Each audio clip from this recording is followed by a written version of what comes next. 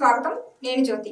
భద్రాద్రి కొత్తగూడెం జిల్లా అశ్వరపేట నియోజకవర్గ కేంద్రంలో కోదండరాం ఎమ్మెల్సీ ఎన్నికల ప్రచారం చేశారు. మార్నింగ్ వాక్ చేసి వాకర్స్ తో మాట్లాడారు. పట్టభద్రుల ఎన్నికల్లో ప్రాధాన్యత ఓటు తనకు వేసి గెలిపించాలని అభ్యర్థించారు. ప్రత్యేక తెలంగాణ వచ్చినప్పటికీ తెలంగాణ బిడ్డ మోసపోతూనే ఉన్నాడని కోదండరాం అన్నారు. అధికార ప్రభుత్వం వాళ్ళ నాయకులతో భూదందాలు, ఇసుక దోపిడీ చేస్తుందని, దొరికినంత దోస్తున్నారని అన్నారు. గిరిజనులకు పోడు భూములు చేసుకునే హక్కుందని, దాన్ని అడ్డుకోవడం అమానుషమన్నారు.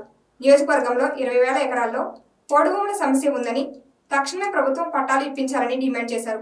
ప్రశ్నించే వారిని అణచివేస్తున్నారని, నిలదీసే వారిని కేసులు పెడుతూ దొరలపాలన చేస్తున్నారని అన్నారు.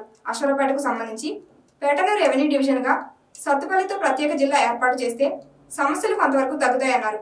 అనంతరం ప్రభుత్వ కార్యాలయాల్లో అధికారులను విద్యా సంస్థల్లో కలిసి ఓటు వేయమని అడిగారు. మార్చడానికి ప్రయత్నం చేద్దాం.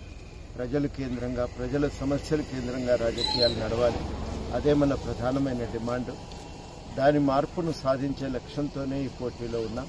నిజంగా ఇప్పుడు మనకున్నటువంటి ఎన్నికలు ఏ సమస్యపై అర్థవంతమైన చర్చకు అవకాశం లేకుండా చేస్తున్నాయి. ఆ పరిస్థితి మారిపోవాలని చెప్పి మేము కోరుకుంటున్నాం. మేము ప్రధానంగా కోరేదేమంటే, ఇక్కడ ఉన్న ప్రజల సమస్యలన్నీ కూడా ఎజెండా మీదకి రావాలి. తెలంగాణ కోసం కొట్లాడినప్పుడు ఆ పోరాటంలో ఏమనుకున్నాం, తెలంగాణ ఏర్పడితే మన బతుకుదెరువు సమస్యలన్నీ పరిష్కారం అయితే ఇక మనకు బొంబాయి, దుబాయ్, బొగ్గుబాయి అవసరమే ఉండదు అని అనుకున్నాం.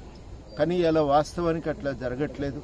ప్రతి ఒక్కరం కూడా బతుకుదెరువు కోసం ఇలా దేవులాడుకోవాల్సిన పరిస్థితి, తనలాడవలసిన పరిస్థితి వచ్చింది. ఇదే పోవాలని చెప్పి మేము ప్రధానంగా డిమాండ్ చేస్తా ఉన్నాం. మేము ఇంకొక మాట ప్రధానంగా ఈ సందర్భంగా చెప్పేది ఏంటంటే, ఇప్పటి వరకు ఈ విషయాలు మరి ఈ గవర్నమెంట్ అయితే పట్టించుకోవటం లేదు.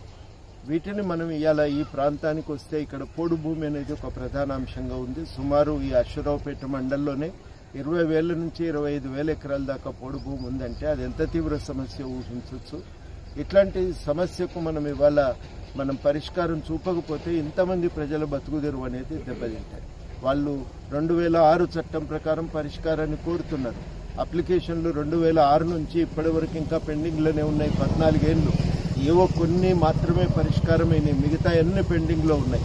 వాటిని వెంటనే పరిష్కరించి ఆ చట్టం పరిధిలో అందరికీ పట్టాలు ఇవ్వగలిగితే ఈ పాటికి వాళ్ళు వాళ్ళ పద్ధతుల్లో వాళ్ళు బతుకుదెరువు సాధించుకోవటానికి, వాళ్ళ కాళ్ళ మీద వాళ్ళు నిలబడి ఎదగటానికి వాళ్ళకు అవకాశం ఉండేది. ఆ అవకాశం లేకుండా చేసింది ఈ ప్రభుత్వం. దృష్టి అంతా కాంట్రాక్టుల మీద, ఆ కాంట్రాక్టులు పంచిపెట్టే దాని మీద, దాని నుంచి కమిషన్లు తెచ్చుకునే విషయం మీద, ఇసుక దందాల మీద, భూమి దందాల మీద మాత్రమే ఉన్నది తప్ప ఈ కీలక సమస్యల పరిష్కారం మీద వాళ్లకు దృష్టి లేనేలేదు. ఇట్లాంటి కీలక సమస్యలపై మేము ఇదివరకు చాలా ప్రయత్నాలు చేసినాం. అఖిలపక్షం తరఫున కూడా గవర్నర్ను కలిసి పరిష్కారాన్ని సాధించుకునే